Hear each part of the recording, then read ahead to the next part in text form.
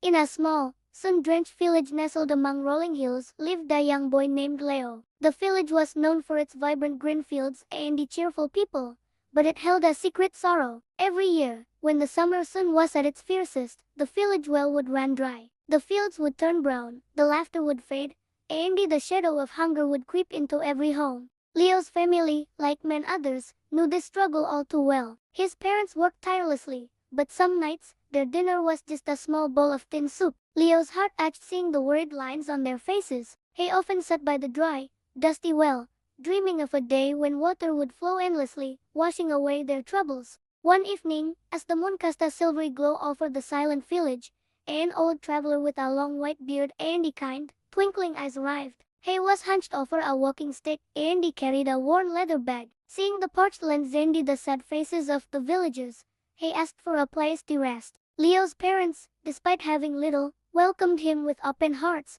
They shared their meager meal and they offered him a warm corner to sleep. The traveler was touched by their kindness. He saw the desperation in their eyes, but also the hope that flickered within them. He knew this was a special place, full of good people facing a difficult trial. The next morning, the traveler gathered the villagers. He opened his leather bag and he pulled out something that looked like an ordinary hand pump, but it shimmered with a strange, magical light. "This is no more ordinary pump," he announced, his voice echoing with a gentle authority. "It can draw water from deep within the earth, but it requires a special kind of payment." The villagers looked at each other, confused. They had no more money, no more jewels to offer. What could this mysterious traveler possibly want? Leo watched, his heart pounding with a mix of fear and excitement. This strange object felt like their last hope. The traveler smiled kindly. "This pump does not ask for gold or silver. It asks for something far more valuable. It feeds on acts of kindness, on words of encouragement, and on the joy of sharing." He then explained the rules.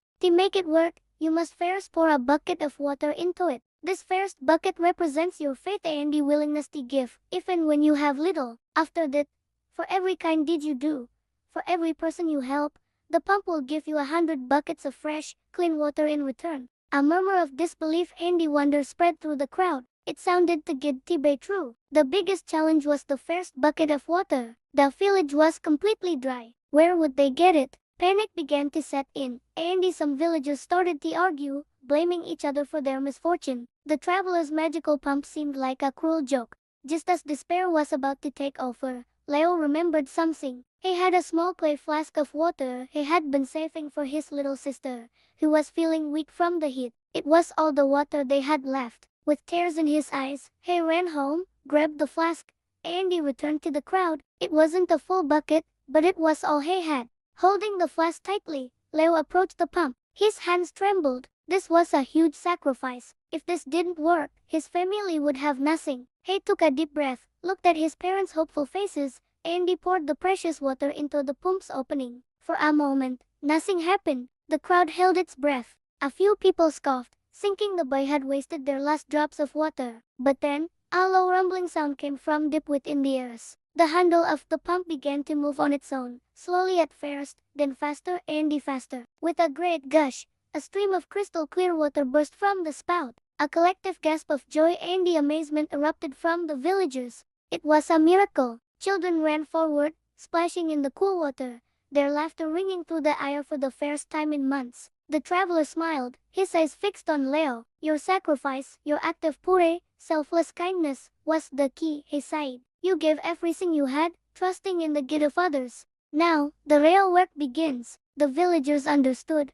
The magic wasn't just in the pump, it was in their actions. Inspired by Leo's courage, the villagers started a chain of kindness. One family shared their newly harvested vegetables with a neighbor who had none. A group of young men helped an elderly woman repair her leaking roof. Children started a small garden, vowing to share its produce with everyone. Each time someone performed an act of kindness, they would go to the pump, and true to the traveler's word, it would pour out an abundance of water. The village was transformed. The fields turned green again, the houses were filled with the aroma of cooking, and the laughter became the village's constant soundtrack. The people learned a powerful lesson. The magic pump taught them that true wealth isn't measured in gold, but in compassion and community. Their greatest resource was not water from the ground, but the love in their hearts. They realized that by helping each other, they were helping themselves. The hunger and the sadness that had plagued them for so long were replaced by a spirit of unity and generosity. The village became a living example of how kindness could create abundance, turning a dry, barren land into a paradise. One morning, the villagers woke up to find the old traveler gone. He had vanished as mysteriously as he had arrived, leaving behind only the magical hand pump and the invaluable lesson it taught. But his presence remained in the spirit of the village. Leo, no more longer a little boy but a young man respected by all, became the keeper of the pump. He made sure its story was told to every new generation, reminding them that the magic was always within their reach. The village never faced hunger or thirst again, for they had discovered the endless spring of kindness that flowed from their own hearts. Their story became a legend, a timeless English tale about how a little bit of giving can create a world of plenty for everyone.